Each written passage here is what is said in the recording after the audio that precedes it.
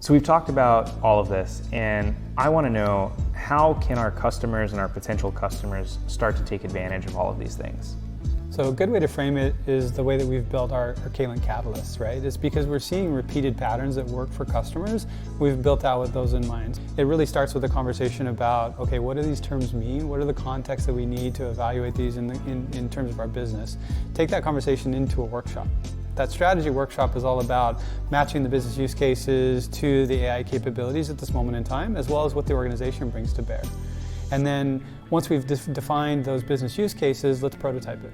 Right? Let's not necessarily jump into the deep end. Let's build a prototype. Let's make sure that it's working and it's directionally aligned. Fantastic, it's directionally aligned. Now what? Well, in a lot of cases, the prototype might have been built on data that wasn't repeatable. So we may need to have a sit down and run a data strategy catalyst with that customer, right, to make sure that we understand the bigger picture and how that all comes together. In other cases, we can jump straight to our governed data platform, which is an implementation that brings data sources together, basically brings the right data to the right place at the right time with the right access, making sure that we're taking care of how the data is managed. And like I said, it's in the right place at the right time, because ultimately data is what programs the AI models. So we want to make sure that the right data, the right quality is there so that we get good models and good outputs.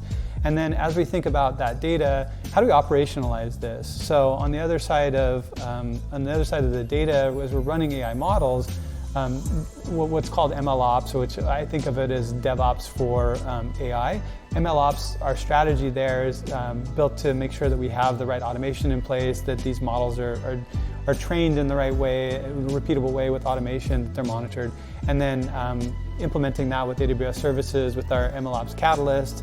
That takes advantage of AWS's SageMaker platform and uses a lot of the automated tools that AWS has already built. So the undifferentiated heavy lifting is done by AWS, and we just run the business services on top of it. It's super efficient. Ultimately, we can meet customers where they are, and we can build tools that help them be successful for the future. 100%.